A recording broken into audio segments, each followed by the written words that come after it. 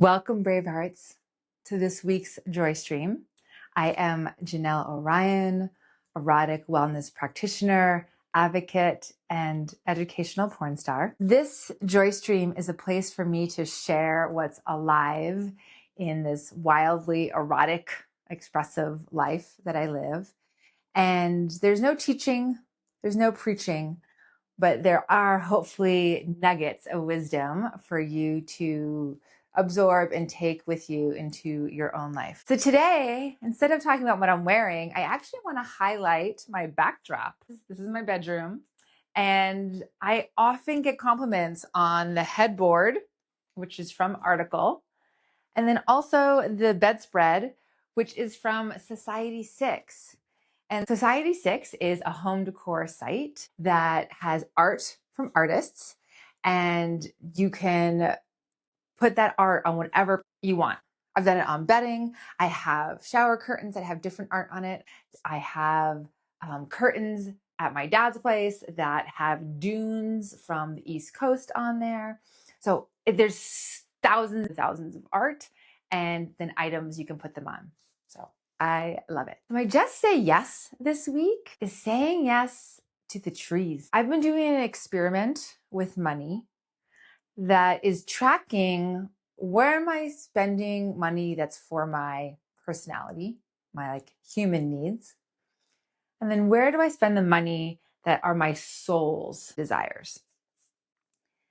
You can kind of think of that as where is your heart pulled to spend money or invest in something. But there's another category which is called monadic. Monadic is a term for spirit, but the idea is, can I listen to where something is calling for my money? It has nothing to do with me on a personal level, on a soul level. I won't get any return for it. It's just looking for the investment. And a couple of weeks ago, after many months of listening, I had set aside several $100s for this monadic fund. I was listening and nothing was calling it. And then in a moment of meditation, when I recognized that, oh, trees are asking for me to invest this money in some form, I was like, okay, I'm going to do it.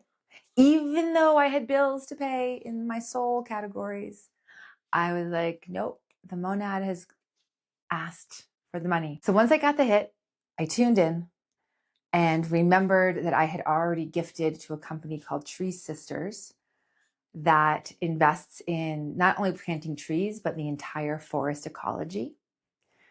On my phone, 10 minutes later, I was able to invest the $333. And I just got an email from them thanking me for the gift, saying that the gift of hope ripples to so many different places.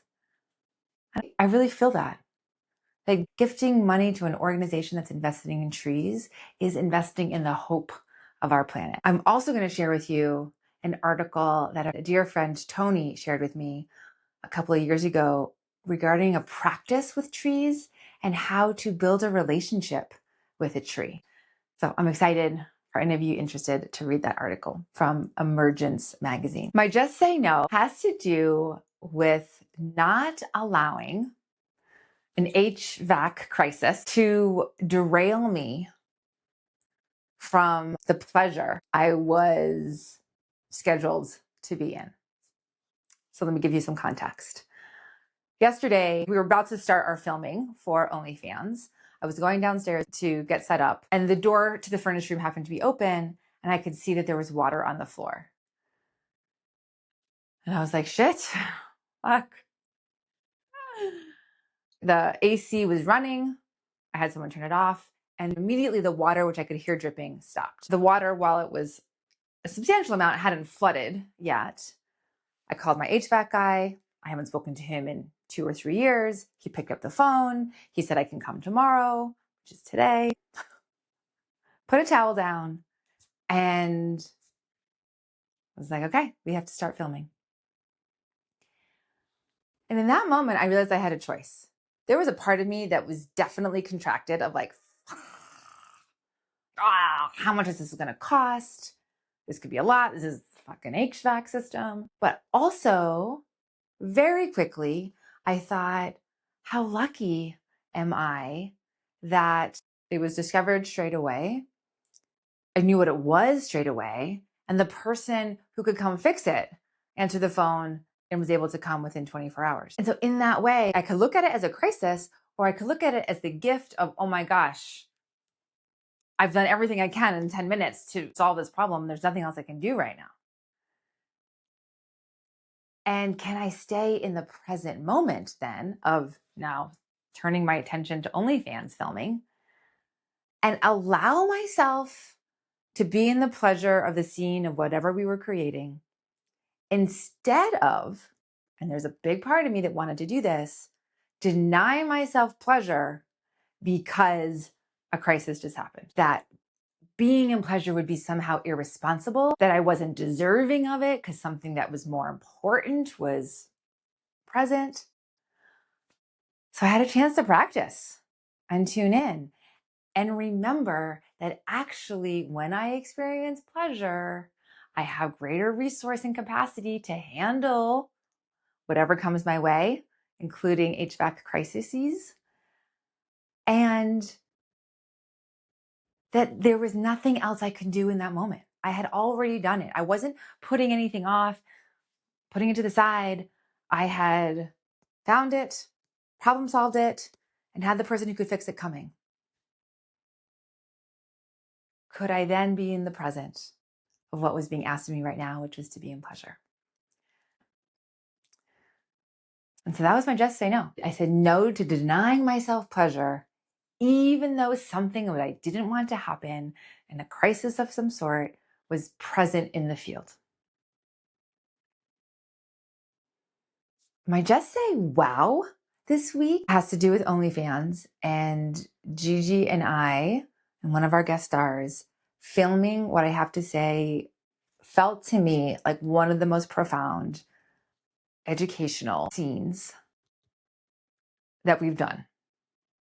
Because what we filmed was Gigi and our guest star. We had scheduled this filming and neither were in the mood.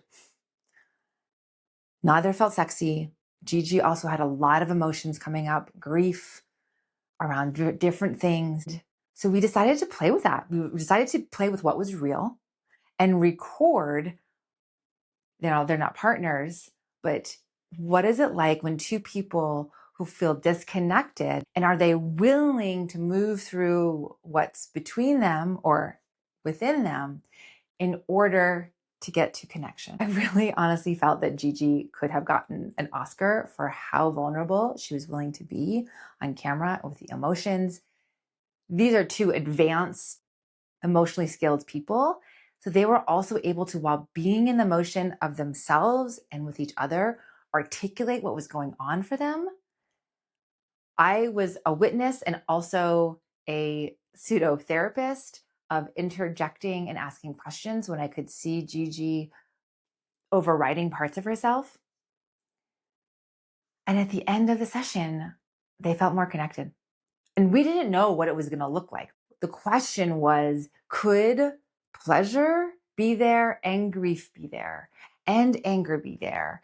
And could all of those be welcome with a desire to feel more connected and allow to emerge whatever emerged? It was so beautiful. It was incredible for me to witness it and to be part of it and to know that we filmed that for people to see. Because I feel pretty confident that no one has ever seen in real time the authentic emotion of how to navigate conscious relating in the same way. Because so many of us, right, have a partner who we want to feel connected, but we also don't feel sexy and we don't want to have sex and all these things. And to witness how all that could come together. Wow. Just wow.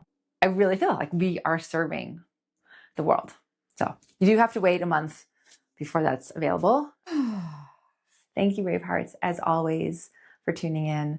And I have such love and gratitude for everyone watching. See you next week.